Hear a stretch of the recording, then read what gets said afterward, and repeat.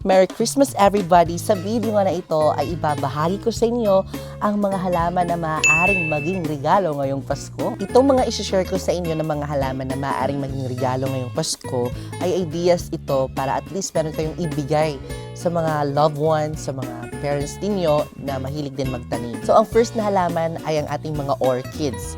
So, 'di ba familiar naman kayo sa ating mga orchids? Aba, pwede palang ipang regalo sa Pasko dahil alam niyo ba, namumulaklak ang orchids. It gives vibrant color, tsaka good fortune po ito kapag magbigay kayo, may babalik na maganda sa inyo. Then, elegant po ang halaman na ito o yung mga ganitong halaman. Since air plant po ito, hindi naman po siya mahirap i-ship kung malayo yung pagbibigyan nyo ng regalo or kung hindi naman malayo, at least meron kayong maibigay man lang sa inyong mga loved ones. Orchids ang perfect na pangregalo sa inyong mga family or mga friends or loved ones din. Next naman ang ating mga aloe vera. Aba, wag niyong iismulin ang aloe vera dahil alam niyo ba, aloe vera is one of the most powerful plants in the world. Dahil nga, yung aloe vera mga ka-jungle, maganda po siyang hindi lamang po siya houseplant it's a medicinal, herbal, pwedeng pang buhok, pwedeng pang face. Kapag iregalo niyo ito, matutuwa talaga ang isang tao. Kasi it's a living things, di ba? Parang kapag magregalo kayo ng buhay, parang masisiyahan ang makakatanggap dahil buhay din ang halaman. But anyways, that's it. Parang air purifying kasi yung ganitong halaman ng mga aloe vera. Kaya naman, magandang pangregalo o maaaring iregalo nyo ngayong Pasko. Ang sunod naman, ang mga rosemary, mga ka-jungle. So, ang rosemary, hindi naman po siya common or mabilis mahanap. Siyempre, mahirap siya hanapin.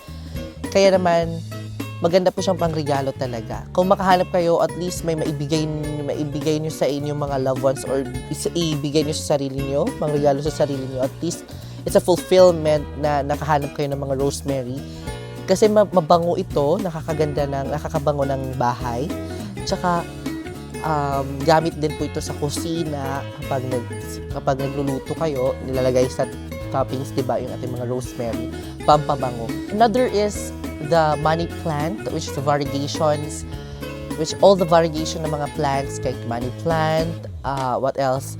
The 5 fingers na mga variegated, sa mga grafted na mga plants, pwede niyong pangregalo yan dahil hindi siya mabigat at magaan lang siya. Pwede niyong ibalot sa magandang lalagyan.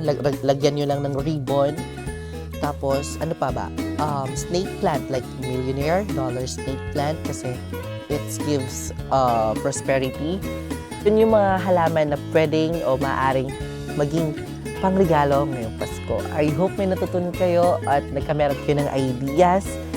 Anong mga plants? Actually, lahat naman ng mga plants. Wag lang yung mga yung mga like malunggay, yung mga ganun. Wag lang yun.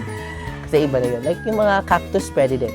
So yun, I hope na natutunan kayo in today's video and share this video and Merry Christmas everyone. So, ilang days na lang, 50 days na lang mag-Christmas na. And I'm so very excited mga ka-jungle. See you in Christmas time. And I will see you next episode because more plant, less stress. Bye!